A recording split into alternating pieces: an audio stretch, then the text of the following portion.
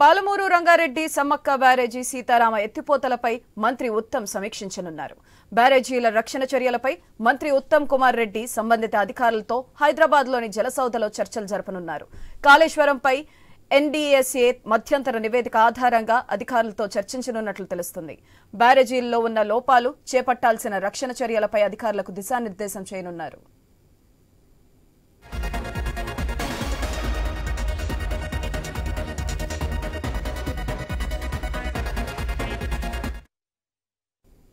పాలమూరు రంగారెడ్డి సమ్మక్క బ్యారేజీ సీతారామ ఎత్తిపోతలపై మంత్రి ఉత్తమ్ సమీక్షించనున్నారు.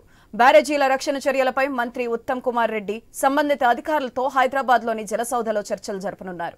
కాళేశ్వరంపై ఎన్డీఎస్ఏ మధ్యంతర నివేదిక ఆధారంగా అధికారులతో చర్చించనున్నట్లు తెలుస్తుంది. బ్యారేజీల్లో ఉన్న లోపాలు, చేపట్టాల్సిన రక్షణ చర్యలపై అధికారులకు దిశానిర్దేశం చేయనున్నారు. దీనిపై మరింత సమాచారం మా స్పెషల్ కరెస్పాండెంట్ సునీల్ ఫోన్ల ద్వారా అందిస్తారు. సునీల్, పెండింగ్ ప్రాజెక్ట్ ఇరిగేషన్ ప్రాజెక్టులపై మంత్రి ఉత్తమ్ కుమార్ రెడ్డి ఈ రోజు సమీక్ష నిర్వహించబోతున్నారు. ఆ శాఖ ఉన్నతాధికారులతో జలసౌధలో మరి కాసేపట్లో ఈ సమావేశం కూడా ప్రారంభం కాబోతుంది. పాలమూరు రంగారెడ్డి ప్రాజెక్టుకు సంబంధించి ఇప్పటికే పనులు పూర్తి కాలేదు. పనులు పూర్తి అయితే ఉమ్మడి మహబూబ్నగర్ జిల్లాలో వేలాది ఎకరాలకు సాగునీరు అందుతుంది. ఒక పంపు మాత్రమే రన్ అవుతుంది.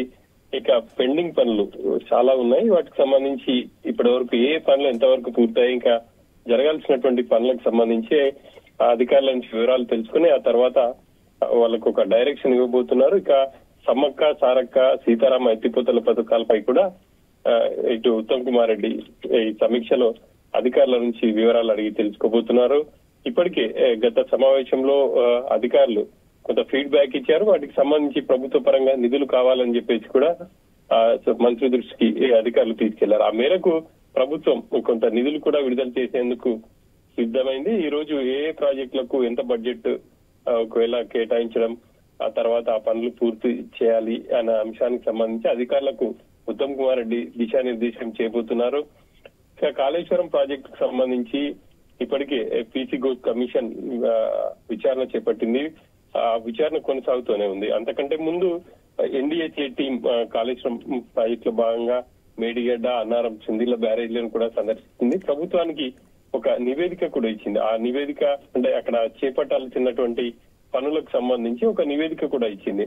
ఆ నివేదికను ఈ రోజు అధికారుల ముందు ఉంచబోతున్నారు. అక్కడ తాత్కాలికంగా చేపట్టాల్సిన పనులు కావచ్చు, ఆ తర్వాత రాబోయే రోజుల్లో ఎటువంటి ఇబ్బందులు లేకుండా తీసుకోవాల్సినటువంటి చర్యలపై కూడా ఇరిగేషన్ అధికారులతో సమీక్షించబోతున్నారు.